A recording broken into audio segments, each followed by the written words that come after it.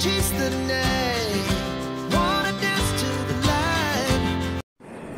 Hello po mga kabayan, mga kalingap, kabisnes kapapi, magandang buhay po, Analisa Reality Vlog. Reaction po ako ngayon sa Kabisnes Official. 2 araw na po yung nakalipas. Ito yung time na mayroong nagpakilala na isang kababayan natin na bagong kaibigan ni Kuya Bong.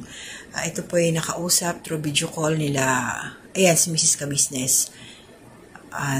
Tinawag din po si Bong. Pero bago ko ituloy, meron po akong paparinig sa inyo, mga kabisnes. Gusto ko munang pasalamatan to my silent viewers, new subscribers, commenters, nagla-like, nag-share, nagta-thumbs up po sa aking mga ginagawang reaction, na yung suporta po sa akin. Maraming salamat sa inyo. Salamat po sa hindi ninyo pag-skip ng ads, and please support po natin. Syempre, Kabisnes Official, Papa Des TV, Mrs. KB Official, mga kasamahan ko pong reactors dito sa Kabisnes Official, and also supportin ho natin Kuya Bal Santos Matubang, Kalinga Prab, Jack Tapia Matubang, and mga kasamahan ko pong reactors dito sa Kalingap, mga Karepa reactors, and also Kabisnes reactors. So yun po, ito, short lang ho ang aking gagawin na reaction patungkol dito. So, ang aking thumbnail po, siguro magtataka kayo, Bong, hindi ka isda na mabilasa at komplikadong kaibigan. Bakit ko po sinabi ito? So, pakinggan ho muna natin at panoorin itong short clip. Shoutout po kay Pinuno Kabisnes. Salamat po na kumuha po ko ng copy sa iyong upload. At naka-indicate din po dito yung copy rin ho, yung screenshot po ako dun sa inyong thumbnail. So, pakinggan muna natin at panoorin ito. Pasalamatan din po namin si Sir Anime dahil tinuktok siya yata po ba kayo doon nung sa live nyo or sa live din na nag-mind kayo kay Kuya Bong? Tama po ba? Ito po kasi yun ang totoo, Mrs. Kabisnes. Bong, ito yung totoo. Nung nag-live ako sa YouTube channel ko, na about, isa po ako sa pangarap na makapag-asawa si Kuya Bong. Yun po talaga yung hangad ko. Tapos, di ba po, natuwa po ako nung dumating sa time na yung banggitin ko na lang po yung pangalan, dumating po si Jingjing. Doon po ako natuwa kasi sabi ko, ito na yung babaeng magmamahal kay Kuya Bong ng totoo at hindi siya lulukuhin. Kaya doon po ako na sabi ko, yung magmimilang na lang ako sa kanila. Yung nalaman ko po na, di ba po, nag-message po ako sa inyo na magninang po ako sa kasal ni Bong at saka ni Jingjing. Doon ko po na sinabi ko nun kay Sir Anime na, sabi ko kay Sir Anime nga, sabi ko, kung ako lang ang taong hindi kasal, sabi ko ng ganon. Kasi ang nahanap ni Kuya Bong yung taong seryoso na totoong magmamahal siya, hindi siya lololokohin po. Sabi ko, kasi lang, sabi ko nga kay Sir Anime sa live niya, ako hindi pwede. Sabi ko ng gano'n. Kahit siguro ipagsiksikan ko yung sarili ko, sabi ko nga ng gano'n. Binibiro ko po si Sir Anime. Siguro Sir Anime, hindi ako pwede. Kasi sabi ko nga, hindi ko naman po nililihim yung buhay ko. Kasi sabi ko nga po, kasal po ako sa asawa ko. Tapos sabi ni Sir Anime nga sa akin, lahat naman ng bagay may paraan. Ganun po doon sa live niya. Doon na po nagbiruan na kang lahat, pati yung mga fans.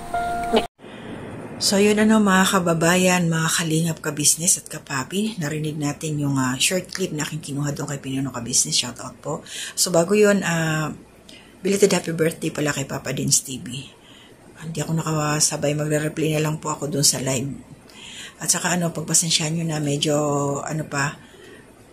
hindi pa ako ngayon maayos, kampante, dahil yung nanay namin, nandun pa rin siya sa hospital. So ito ngayon, dito sa akin thumbnail, pag-usapan natin itong aking reaction ngayon. Si Bong, kasi sabi ko, Bong, hindi ka isda na mabilasa. Ibig sabihin, nagmamadali na naman to. At komplikadong kaibigan, dumating. Ito ito na naman. Dito to sa mga kabisnes, no, sa video call nila Mrs. Kabisnes at ang ating isang kababayang OFW din, si Kabayan LB. Shoutout sa iyo, Kabayan. Sana hindi mo masamain. Ito po yung opinion ko lang. So, ang nangyayari kasi ngayon, ang gusto lang naman dito ni Kabayan LB is, makipagkaibigan kay Bong, kilalanin niya si Bong, maging magkausap sila.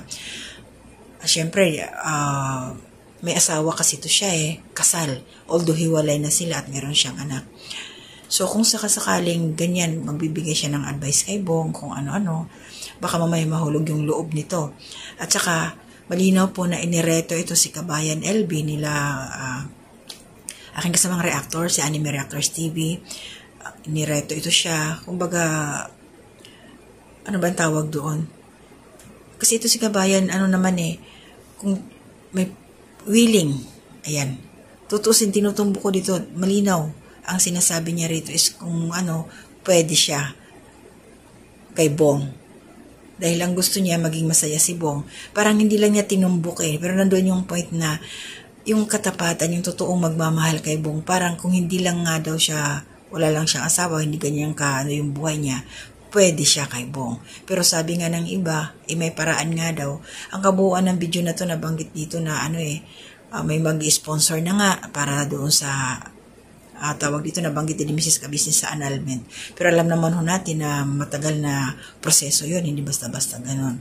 So ito, kung bakit siya komplikadong kaibigan, kung bakit sinabi ko to, una, komplikado ka kasi may asawa siya. At ito si Bong, nagmamadali na naman ito parang sa ganitong sitwasyon.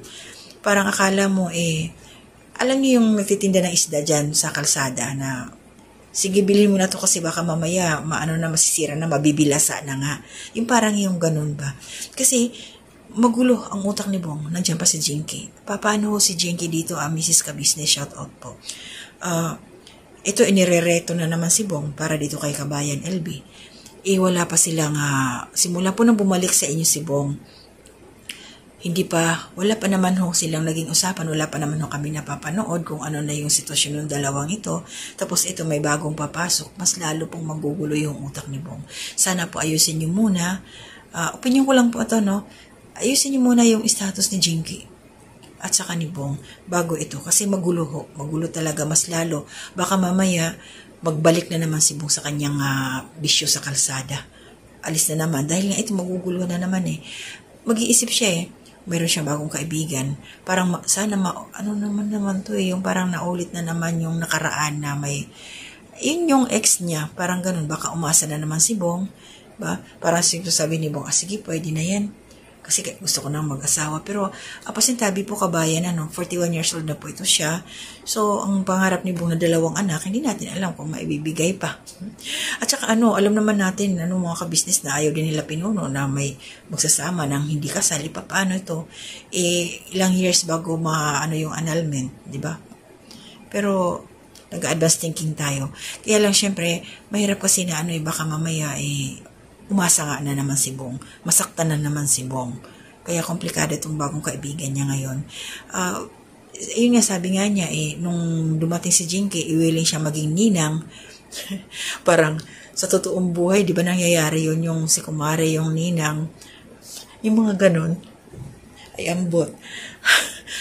Basta ako naguguluhan dito sa sitwasyon ngayon nito ni Bong. Parang para sa akin, sa mentality ni Bong, ewan ko lang, parang hindi siya makakatulong kasi nandyan sabi nasa thumbnail naman yung sinabi dyan na bagong pag-ibig ni Bong, mga FW. So mahirap ito, talagang napakakomplikado.